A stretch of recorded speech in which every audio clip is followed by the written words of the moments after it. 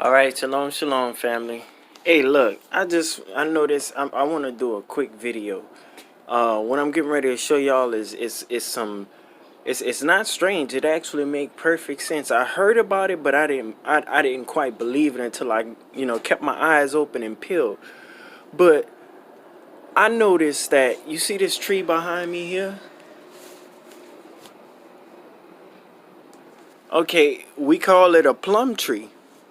And I literally see bees working this tree, like, collecting pollen and making honey with, doing that job. I literally see them working this tree every day of the week.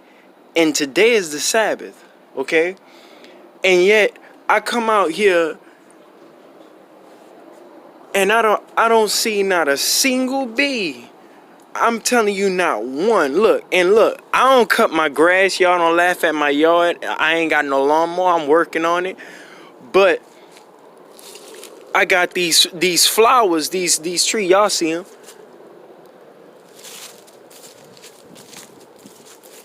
Okay, and just like, I guess 2 days ago, I had looked at my yard and I saw a bunch of bees flying around, and I was congratulating them like, y'all some smart bees, y'all doing y'all thing, and I'm thinking of the Father and how he be talking about the ants and how they work and stuff like that. But so every day I wake up and this is at the point where I'm glad to see the bees working, because they setting a fine example according to the word of the law, but every day I come out here and I see these things working, and today is the Sabbath, and I don't see not a single bee out here diligently working on the Sabbath, bruh.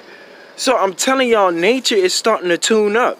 Nature is starting to get back in its place. I'm telling y'all don't realize it, but things seem like they're shaking up, but they're actually becoming unshaken. And as the world becomes unshaken, judgment is gonna start becoming quicker and quicker. Sooner or later, we gonna wake up, and judgment gonna be immediate, because everything is tuning back up right now. I'm telling y'all, look. And I used to see these beautiful bees out here working, and I don't see them no more. So y'all get ready, because this is happening. The discord is becoming organized now, harmony now.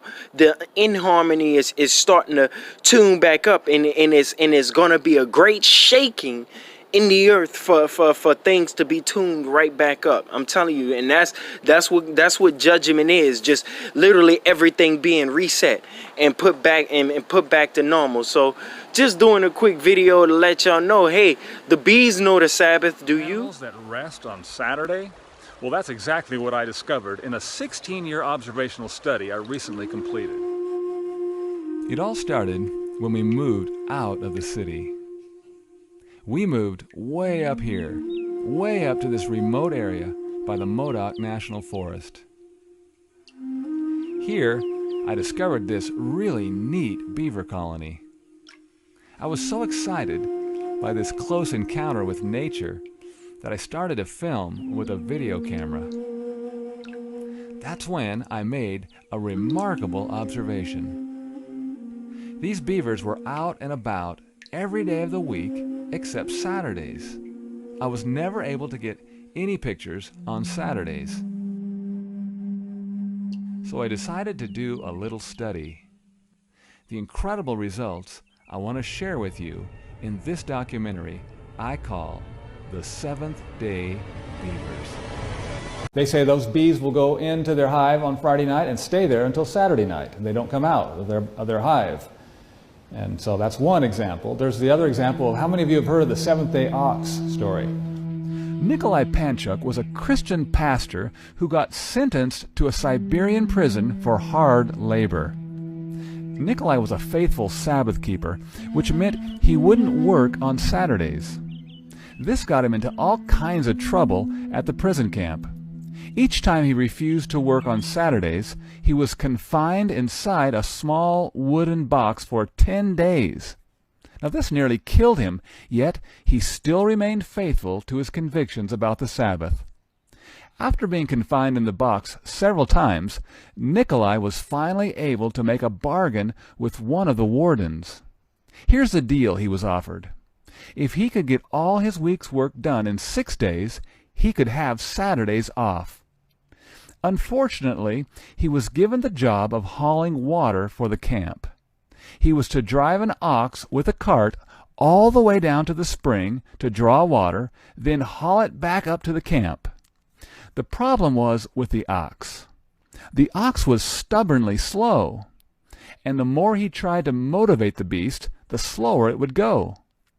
So he was constantly behind on his work, and by Thursday he was so far behind schedule that it looked impossible to get his 7 days' worth of work done in only 6. But when Friday came, something unusual happened. The ox could hardly wait to get to work, and as soon as it was hitched up to the cart, it started to run. To and from the spring it continued running all day long, so that just before the sun set on Friday, Nikolai got all the water hauled for the entire week, and he got Saturday off. This continued every week.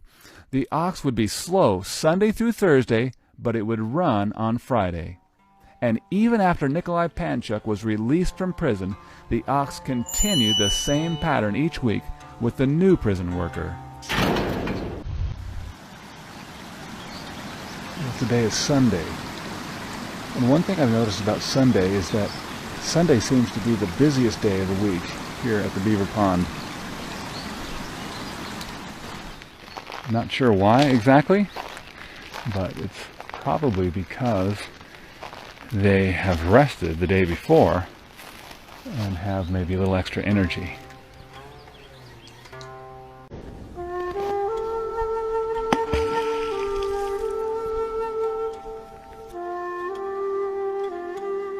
So right from the beginning of time, we see that the seventh day was special to the Creator of the earth.